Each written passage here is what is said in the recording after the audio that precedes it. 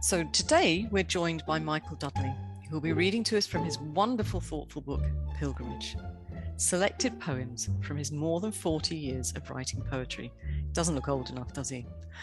Michael was born in the city of Toronto, but for 35 years he lived and worked in rural southwest Ontario. And from June 2018 to May 2020, he continuously travelled. He's the father of three and currently living in Chatham, Ontario. His writing's been internationally published in newspapers, magazines, journals, and anthologies. He's a member of Haiku Canada, the Haiku Society of America, and the World Haiku Association.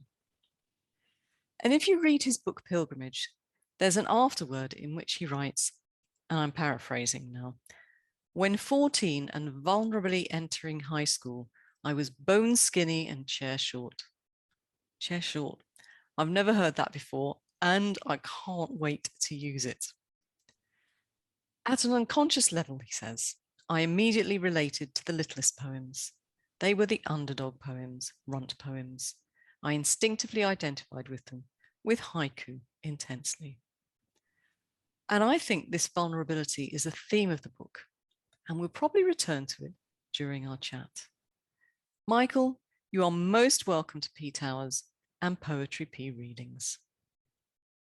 Good day, Patricia. I appreciate your invitation to be here, and I'm delighted to be with you on Poetry Pea. That descriptive, by the way, that you mentioned, was expressed by an uncle, and it remained very accurate in my life until I experienced a growth spurt at age 16. And when I encountered haiku as a little guy, I felt an instantaneous kinship.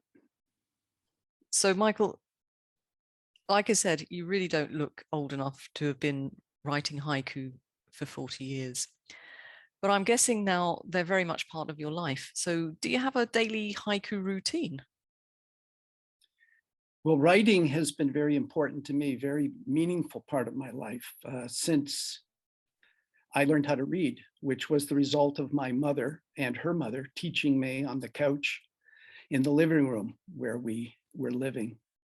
And they used incredible voices and expressions and mannerisms, and they developed a personal connection with the words.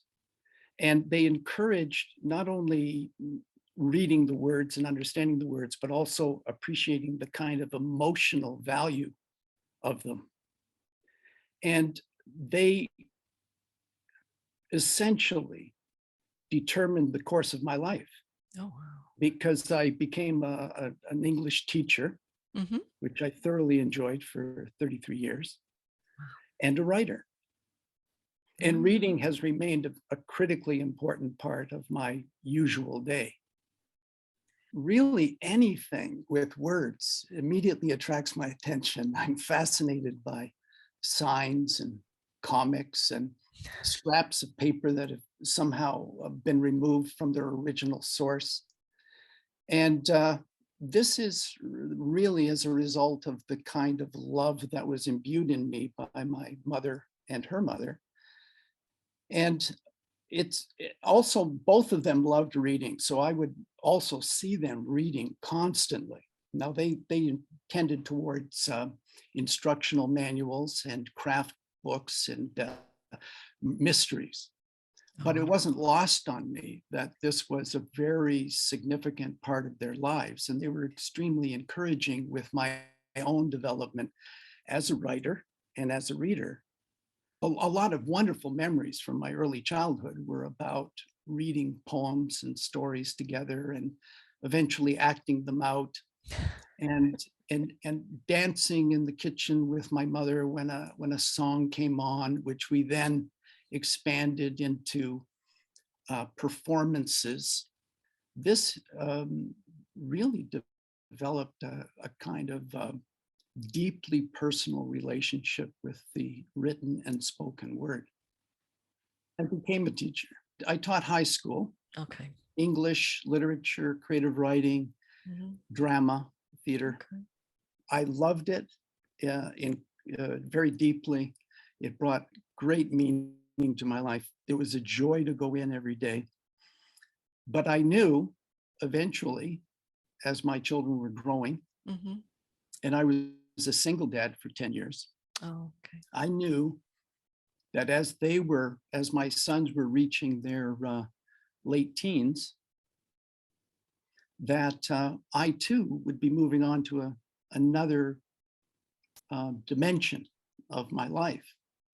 And so as my youngest son left the home, I too had already retired and was planning a journey, an international journey, which I then enjoyed. Since I've been back, I've been thoroughly enjoying being back again and exploring, like a tourist, my country. While you were away, I think you made, when you were sort of on your intercontinental journey, or international journey, I should say, you made quite a few contacts, and I think a book came out of it, didn't it? Yes, that's true. I first headed to Greenland and Iceland, and then Northern Europe, and then into Eastern Europe. And while I was in Croatia, I was warmly welcomed by the accomplished Croatian haiku community. I became involved in many projects and participated in events and developed a very close, simpatico friendship with Tomislav Maratec in Zagreb and Dejan Pavlinovic in Pula.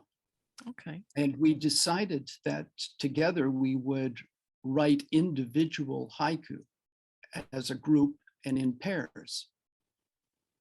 So we spent the next 2 years composing co-created bilingual cross-cultural haiku and senryu and renge and sequences. And last year, a book was published under the title of Nexus Haiku, which contained the work that we had completed together.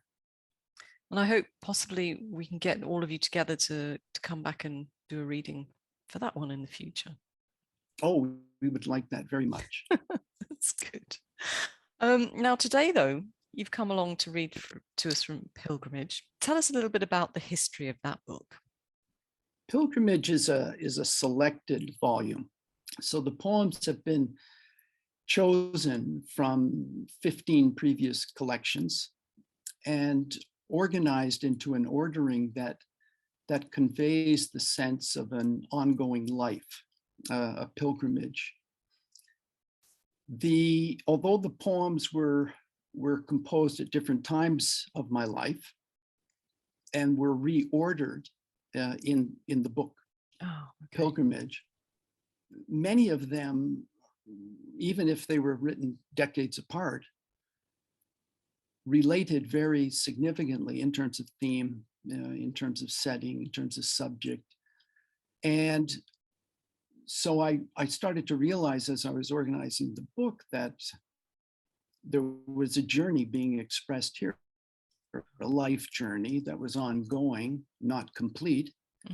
And I hadn't organized any of my previous collections in that way. So I was intrigued by that and found that somehow the poems kind of found their place in an ordering that creates this sense of a persona moving through his life.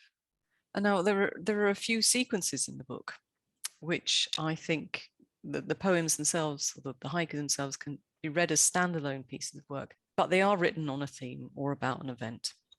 So tell me, do you find, or have you found, something that sparks a seam of poetry and then you mine it till it runs dry, or how do you do that? Sometimes a subject or a theme or an experience seems to require or even demand a kind of further exploration beyond a single poem or individual poems. Yeah. And I'm very excited when that happens. And as you say, I tend to follow that inclination, but I'm also very wary about exhausting the source or exhausting the content. So I tend to follow it as long as the energy and impetus is there. Mm-hmm. And then when I sense there's a waning, I leave it so that I can return to it later. Okay. And again, write about this area that has some depth and complexity in it that will likely reward a return to it. I haven't thought about it like you. I'll write about something and it'll dry up, but then I'll return to it maybe months later, and there's a whole new source of inspiration within it. So that's really interesting. And it's the book is really personal, or I find it very personal. And there are things in it that possibly I would find difficult to write about. So 2 questions come out of that. Was it easy to write about them? And was the process of writing about them therapeutic? I suppose in many ways, any kind of creative act is therapeutic, insofar as it helps one to engage important ideas, emotions, memories, and to transform them into works of art. It's also, in a way, therapeutic because it engages the kind of openness, or it requires a kind of openness to the fullness of life, which I think is critical for a literary form. I know that a lot of people may read Pilgrimage as a kind of autobiography, although it isn't. Okay. I mean, it's true that some of the poems come very directly from my personal life and something that I directly experienced, that I interacted with and then wrote about. But others come from observations, from stories I've heard from others. Parts of the book do have a persona that resembles me very closely, and it is me, but it's not me. So even in the most identifiably significant sequences, let's say, where I'm engaging content that's very personal per se, it doesn't in any way mean that this has happened to me. The book has a persona and follows that particular character, but the haiku are not autobiographical, although some are, and they're not journalistic, although some are, and some have happened to me directly and some haven't. But in order to create a full text that reads from beginning to end as a connected narrative, it was important for me to shape through the ordering and the style and expression the poems so that they would flow through the stages of this persona's life and tell in a way a kind of novelistic story from beginning to end. You were mentioning that some of these areas of exploration are quite emotional. Yes. That's very true. I'm thinking of Santoka Taneda, who said anything that is not actually present in one's heart is not haiku.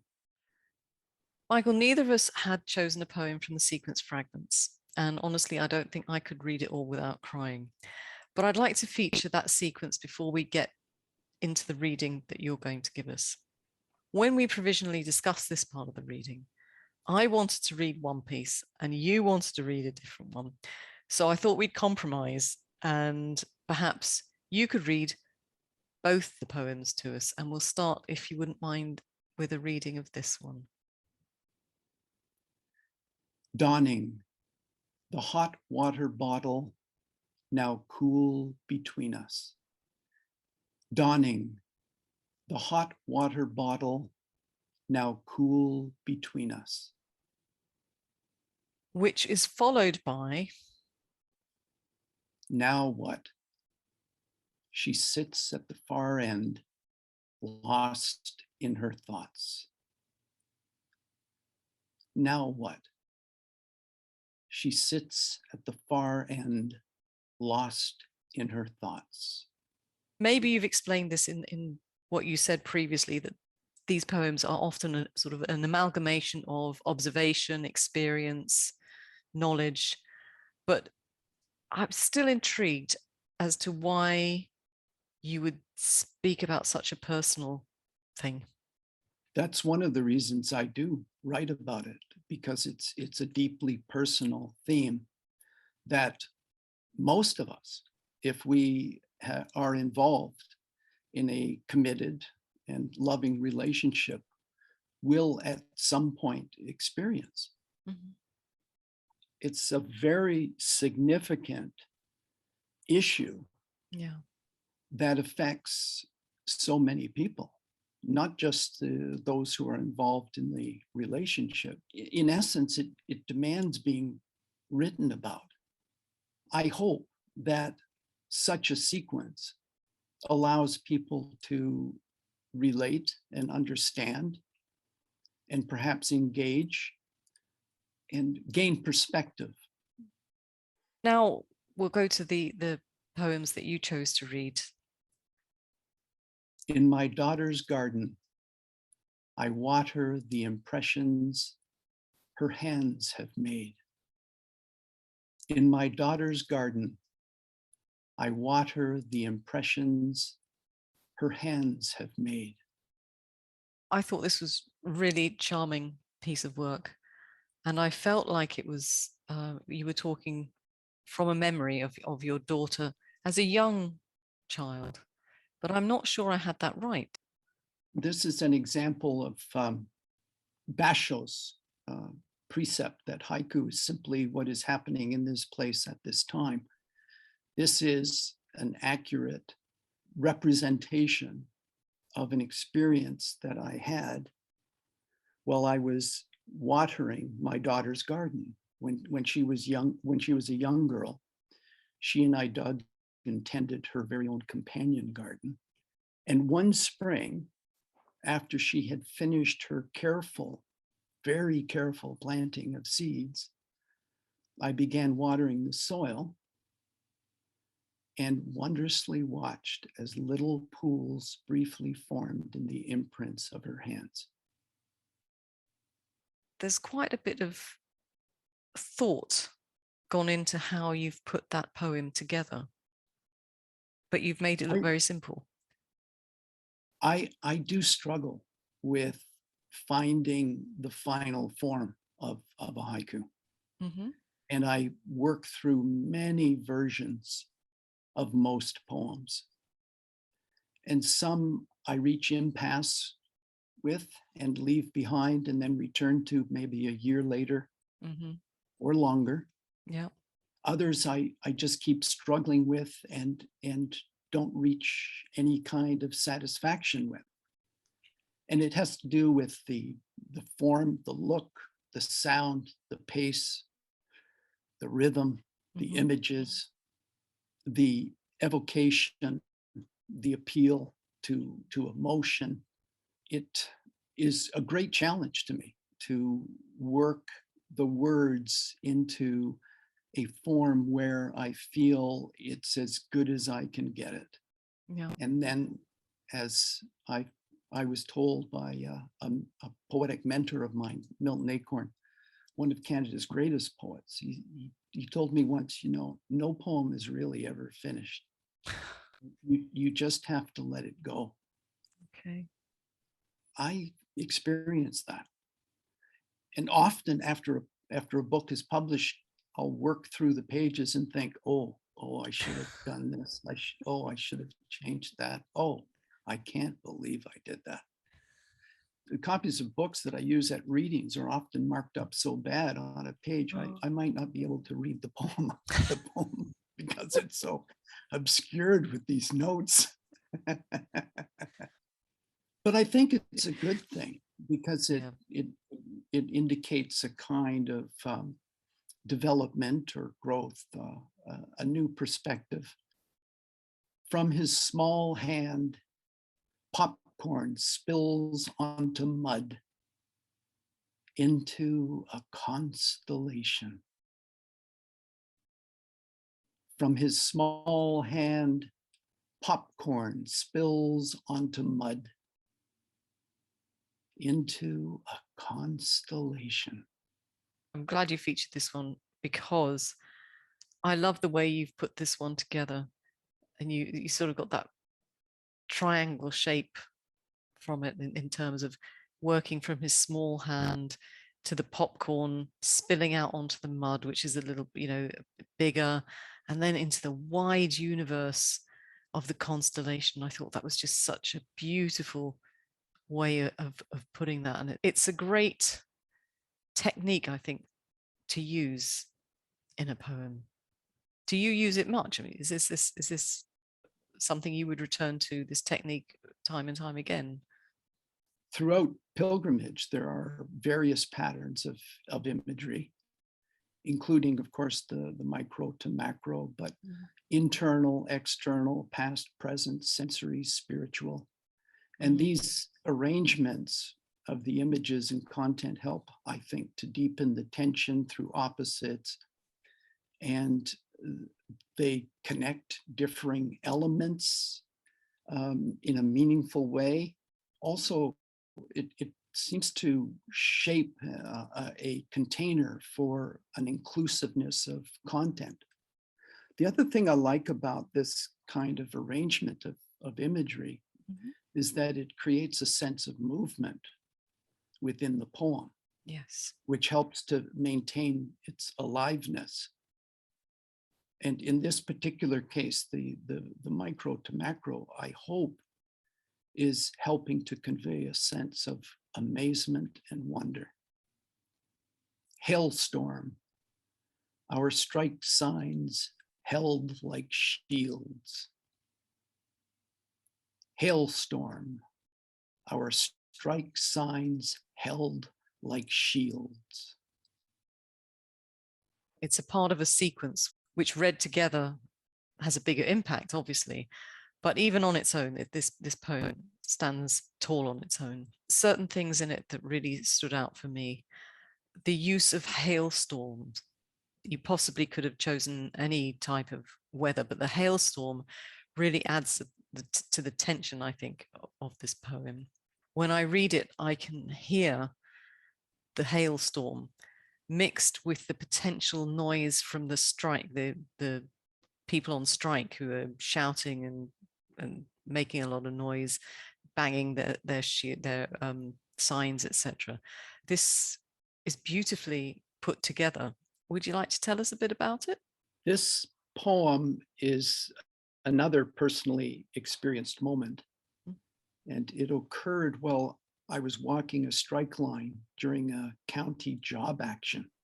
This particular poem is kind of representing, in a way, that those moments when individuals, now in this case it's the people along the strike line, but this could just as well apply to those that were on the other side or those that were crossing, that they felt they were pushed into a very defensive position, and that somehow, whatever their good intentions are, they can't escape this kind of tension and opposition and to a certain degree hostility. Yeah, that they can feel. Sort of, hence the strike signs being held like shields, protectively. Yes. Yeah, and that brings me on to something that I was going to take you up on, because I bang on our other podcast, on the Haiku Pea podcast, I bang on about techniques and I say, don't send me any poems with similes. Right. But you've chosen to use like a simile in this one. Tell us about that. Tell us about that choice. Now, I do understand that poetic devices, particularly in a very brief poem, can become very distracting. but I don't think they have to. Although it's a general practice that similes and metaphors, for example, Mm-hmm. are generally avoided in haiku, I don't think that they should be dismissed from ever occurring within one. If there are particular reasons that justify the usage and enhance the poem in a way that without could not be achieved. In this particular case, I wanted to sharpen the image itself. And I wanted to enhance the situational irony. Mm-hmm. And the usage of the simile seemed to do both. Ultimately, I decided to keep it because it served the poem. And there wasn't another way that I could find in order to achieve those two goals in such a way. I think you've just illustrated an important point, that you made this decision knowing full well the rules about form, etc. And it was a considered decision. That decision of yours comes from experience and knowledge. Yeah, it was a very considered choice. I don't tend, though, to consider the rules as strict per se. I consider them guidelines. Yeah. And feel that there are always exceptions. And through time, of course, as far as the haiku is concerned, the expectations and the guidelines have changed. Mm-hmm. They've evolved. Yeah. So being mindful of all of that, I think, is important. And ultimately, as a writer, you're making a choice about the poem. What serves the poem best? Yeah. And in this case, it's a haiku. So what serves the haiku best? Can this exception remain? Mm-hmm. Because it is a way that can achieve what's necessary that can't be achieved another way. Good lesson in there. Thank you, Michael. If I could just point one other thing out about that simile as well. Oh, please, yeah. The strike signs held like shields. I was trying to imply a kind of holding of the apparatus of this confrontation between the two, which evokes a kind of image through history. It hadn't struck me before you mentioned it, but yes, it does do that, doesn't it? Punctuation has sort of evolved also through the course of haiku's life. And in this particular case, I could have actually eliminated or deleted the colon. But it, I think, performs an important role here, because not only does it cause that kind of sudden stop, but it presents physically the hail themselves. And so it's a kind of reinforcement of the content, a visual reinforcement of the content within the poem. That's music to my ears, Michael. We've been working a lot on punctuation. I think it's things have fads and fashions, don't they? And I think the current fashion is not to punctuate for various reasons that we've talked about on the podcast before. But I like a bit of punctuation when it makes sense. Windows iced over, Granny double salts her soup. Windows iced over, Granny double salts her soup. Now, I've got poet's envy about this one, because I like the comparison of the ice and the salting of her soup. Now, again, I don't know if this is what you meant, and both together suggests cataracts to me. So is this what you had in mind And if it's not, do you mind when people have their own little story with your haiku? Well, I'm grateful for your interpretation. And I think that it increases or deepens the poignancy of the poem. I'm thinking of Antonio Portia, who wrote, "I know what I have given you. I do not know what you have received." Personally, I feel that the ideal reading experience of a haiku is one that you just described. The reader enters the words, relates to the content, and then unites with the images in such a way that the poem becomes a moment from or about their own lives. Yes. This isn't about my granny at all. Although it isn't. It's about your experiences and your history and your interpretation and your ideas and your thoughts and your feelings. So when people interpret the poems in ways that I had no intention whatsoever or idea about, I'm delighted, because it indicates to me that they've made a real personal connection with the poems, and somehow perhaps that poem has connected them to their lives. Yeah. Maybe brought back a memory that they had forgotten about. I'm elated when people have very unique to them interpretations. If I may just mention, this granny is the granny I spoke of earlier, my mother's mother. So this comes from a direct experience, and she and I were very close emotionally. And I would go to her home in order to help her with chores. Yeah. And one of the deals was that if I were to come down and to take care of her chores, that she would make lunch, and then she'd tell me all kinds of stories about my mother. So that was a bargain I couldn't resist. Making love near a quarry, the earth moves. Making love near a quarry, the earth moves. You could have done a 3-line poem with this one, or even a 2.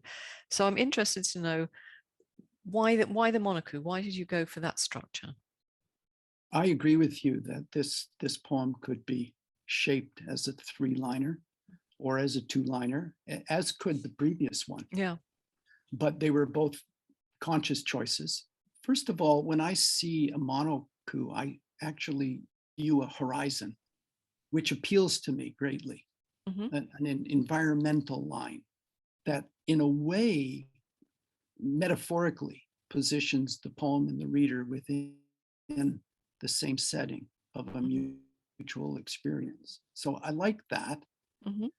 I also really enjoy the way that a single line allows the reader to create the pace and the rhythm of the words, and also to create word clusters on their own. So in a way, the 1-line haiku, it allows a little more freedom, I think, for the reader. Yeah. And as a result of that, the poem can be read in many different ways. The reader can establish their own pace and associations, and may or may not include any kind of real pauses. So I often write my haiku in 1 line. Oh. And I'll finish it in a single line, and then read it in many different ways and determine whether or not the poem is better served as a 1-line, 2-line, 3-line, or more. And so are you saying then that speaking it out loud determines the way, or helps you determine the way it's going to look on the page? It's a very important part. The musicality of the words the um, the alliteration, the assonance, the consonants, the rhyme, half rhyme, sight rhyme, the way it looks, the way it feels, the way it sounds, all of that is part of the final decision regarding the final form of the poem itself. In this particular case, what was really important to me was the simultaneous moment when the couple is making love and the earth moves. It actually moves. So that was a simultaneous experience. Mhm. And the single line was the best way to convey that. That was a great lesson on monoku. Thank you. Now, interestingly, we've talked a little bit about the layout of poems. I think we're going to do a little bit more with the next few poems. So let's have a look. Addiction center, leaves of potted plants press against the pain. Addiction center, leaves of potted plants press against the pain. First of all, when I read it to myself, I felt you were playing with our perception a little bit, because I could see the person in this poem in the addiction center, surrounded as these places so often are, you know, medical places with lots of potted plants of various natures, but their own head pressed against the pain. But now, as you read it to me, I'm thinking the word pain is quite a crucial word in this. To me, it can be read a couple of ways. It can be read as the plants pressing against the pane of the window. But were you also getting us to think about the pain of the addict in that situation? This is a poem I worked on extensively because I couldn't quite find the essentialness in the poem that had affected me so deeply when I saw it, because this is an image that I saw from the street. And I carry a notebook with me. I have been doing so since I was, since my late teens. I've been carrying a notebook with me and jotting in the pages, images, ideas, thoughts, emotions, to-do lists, directions, anything that relates to my experiences through a typical day. And then I revisit them later, and some of them sort of provoke or incite an engagement that then leads into an exploration, which then leads into a kind of discovery, and then into the creation of a poem. This moment that I experienced affected me very deeply, but I couldn't quite express it in the haiku. Yeah. And I worked on it a long time. I kept revisiting it, and then eventually worked it into this particular form. And you're absolutely right that just as in previous poems, the last word is so critical. In this particular poem, it's essential. And without it, it's an observation. Yeah. But with it, it's a kind of empathy, and it's a kind of connection and an understanding. It's got a particular look to it. Tell me a bit about that as well, how you've used the page. Form is very important to me. The physical look of a poem on the page is part of the process of composition. It's late in the process, although sometimes poems arrive faster than others, and some of them already seem to know the way they want to be viewed. But most of the time, I'm working with form at the end of the process. That includes figuring out whether it's 1 line, 2 lines, 3 lines, or more, and then whether or not the lines should be presented in a particular way. And a lot of the decisions about where the lines go depend on the other words in the poem. Sometimes the alignment that is decided upon is chosen because of the connection between two key words within the poem. Like, for example, in the poem about my son spilling the popcorn, there are two words, one right on top of the other, onto and then into, onto the mud and then into a constellation. And that was very purposeful to make that transition very clear and related. Sometimes the decisions in terms of the way the poem will look on the page has more to do with a reinforcement of the content. So the poem will find a form that relates very much to whatever is occurring within the poem. Sometimes the choices are based on what words can be isolated and emphasized through that kind of form arrangement. Now, in this particular case, addiction and potted plants are being emphasized through their positioning. Even though potted plants is in the second line, the positioning of the line on the page emphasizes those two words, potted plants. So there's another part of the equation is what words or images or content should be emphasized. What are the key words here or images? So that's another part of the equation. Now, in this particular case, I certainly wanted addiction and potted plants and pain emphasized. The pressing against the pain is also a key word here. So the positioning of the key words, addiction and potted plants and press and pain at the beginning and ends of the lines are very important. But I'm able to manipulate the emphasis to a degree by working with the positioning of the lines on the page. Now there's a kind of subtext in this poem that I was working on. And that is, the idea is when people go to an addiction center, the idea is to break that addiction and to leave it behind. But of course, addiction is a horrible condition. And it's so difficult. And in this particular poem, there's the center and leaves and the pressing against the pain, which in a sense are important words to convey that type of subtext. Also, one other aspect of the layout is that it affects the rhythm of the poem very significantly.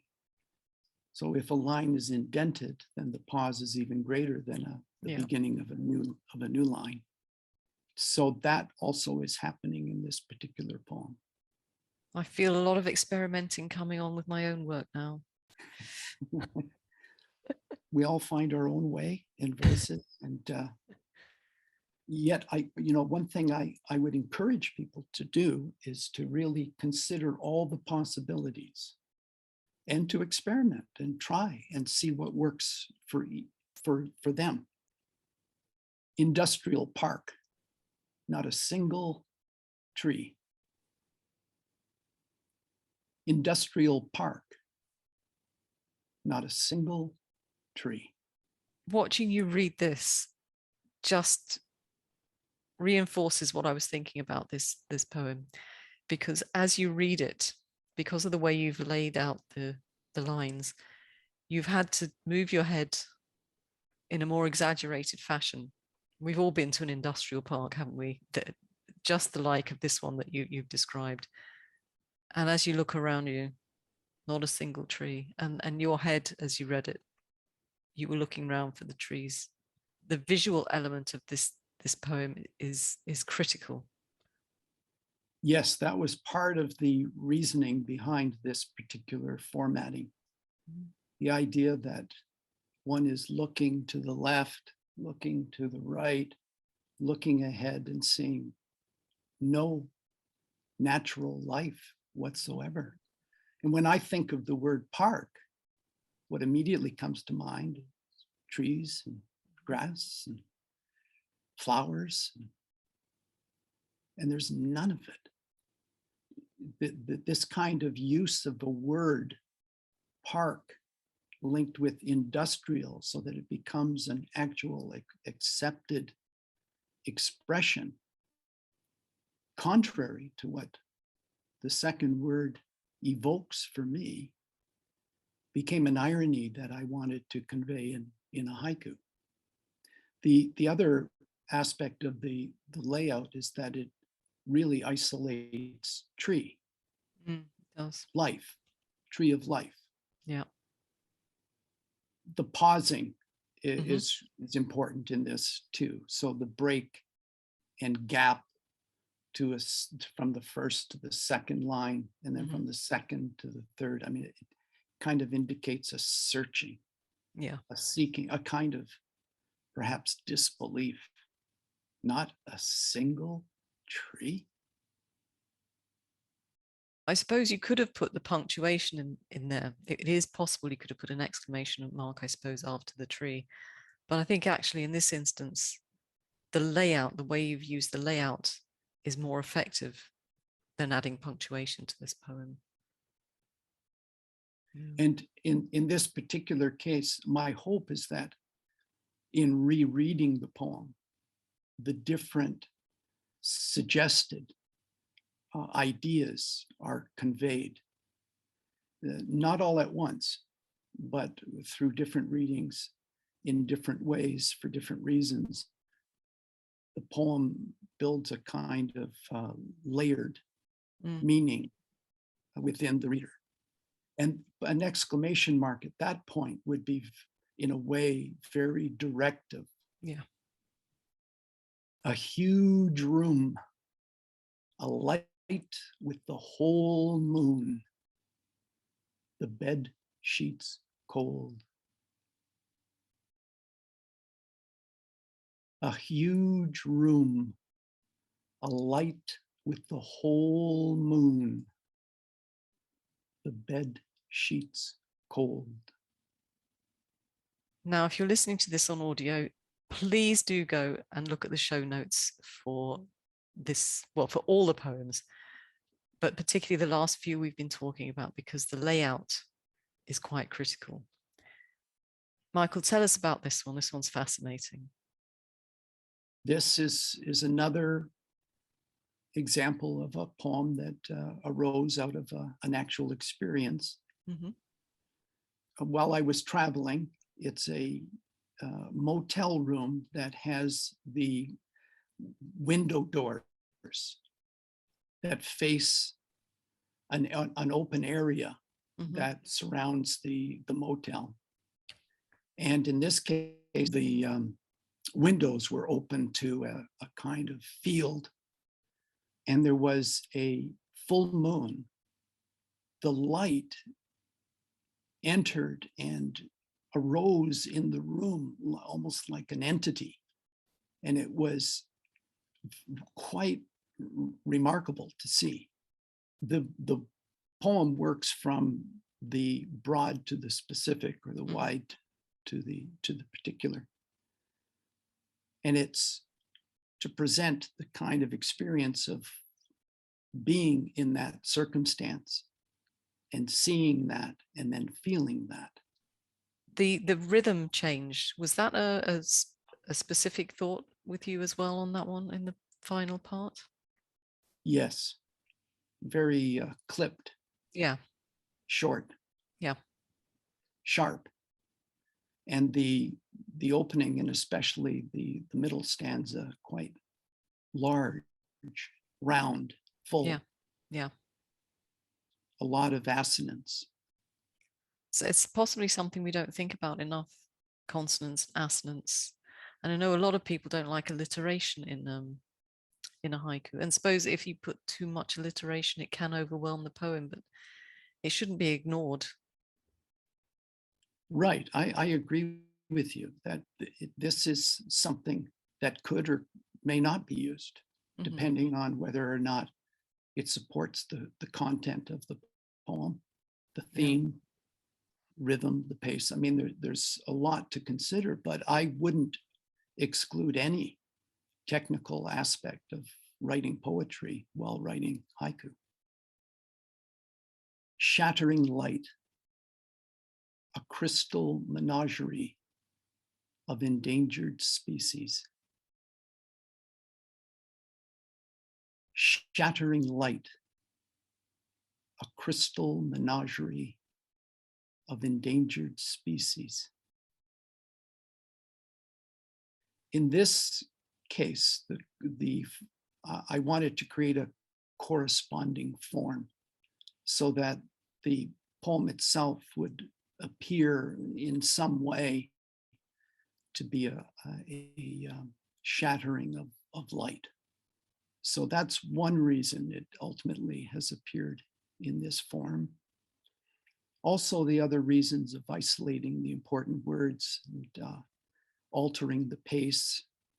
I wanted the pace in this particular poem to be as slow as I could make it effectively. As we discussed earlier, the leading up to the final word or words is critically important here. A lot of the poems that are included in Pilgrimage do have social commentary and political content. Mm-hmm. And this is one of them. They're not overtly sort of in your face political comment or social commentaries. They're very gentle, so they sort of seep. It's a bit like osmosis. The idea seeps into you rather than just being very strident with the ideas behind them. The idea of this menagerie of crystal, which is fragile, mm-hmm. and endangered species. I mean, species are fragile. Yes. Life is fragile. Yeah. And the idea that there would be an actual arrangement of these species in such a way was quite intriguing. And the light being prismed was very critical to that whole idea. What we've seen throughout all the poems that you've highlighted for us today is how carefully you've put them together, how well crafted they are, how you've thought about not just finding the perfect word, but the perfect placement of the word and the stresses and the sound and the rhythm all come together, which I guess it's not going to happen to a beginner necessarily, that all these things will come together. But if you bear all these things in mind as you progress with your writing, eventually you will come out with stupendous work like this, but it won't happen overnight. You've got to practice. Well, I'm flattered by your comments, but I would not consider any of my poems perfect. And they even as we're rereading them, I'm thinking of, what if I had done this or had done that? Would that have improved it? But when they were published, they were as good as I could make them. Yeah. They were the result of revision and reconsideration and of singing out loud and rearrangement and checking through a long list of aspects that I wanted to consider very carefully in order to make the choices that I believed in. Have you got an established checklist that you've written down, or have you got enough experience now that the checklist is mentally there, so it comes naturally to you to be checking things as you go along? Right. The checklist now is in my head and heart, but I keep at the forefront that the poem is about content, that everything that I work on in terms of the poem is to support and endorse and to enhance the content of the work. Everything else, whether it's style or structure or form, is there to support and to best serve the content. That's something that I keep in mind every time I'm composing a poem. And you know what? That's probably a good place to say thank you very much. I'm going to have to go back and listen to this with a notebook myself and make notes as I go along. And for anyone else who's listening to this on audio, you can obviously go back and listen to it on audio, or you can go on off to the YouTube site, Poetry Pea's YouTube site, and read the poems as you go along. But the poems will be in the show notes too. But before you go, Michael, one last thing. Where can people buy the books? Both Pilgrimage and Nexus Haiku can be purchased online via Amazon Books and also through my website, which you see at the bottom, michaeljdudley.com. Thank you very much, Michael. Thank you once again. Do go and look at the show notes on the Poetry Pea website, or watch this on Poetry Pea's YouTube channel. And of course, the details on where you can buy Michael's books will be on the show notes as well. So until we meet again, one last thank you to Michael. Thank you, Michael. It was a real treat having you here today at Peak Towers. And I hope it's inspired people to just go out and write and consider everything you've told us about here today. And I look forward to seeing some of the submissions to Poetry Pea, to the Haiku Pea podcast, utilizing lots of the things, lots of the techniques, and lots of the advice that you've given us here today. It's been wonderful. Thank you very much, Michael. I've greatly enjoyed our discussion. Patricia, take care. Namaste. Namaste.